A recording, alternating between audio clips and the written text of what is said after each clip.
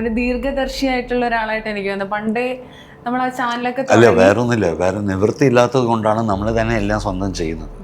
നമുക്കൊരു ഗുരുവോ മെൻറ്ററോ അങ്ങനെ ആരുമില്ല, കോൺടാക്റ്റ് ഇല്ല. അപ്പോൾ we are I think a blessed generation where നമുക്ക് എന്തും അങ്ങോട്ട് ഇടാൻ പറ്റും. അത് അവിടെ you will be there as a part of the history of internet.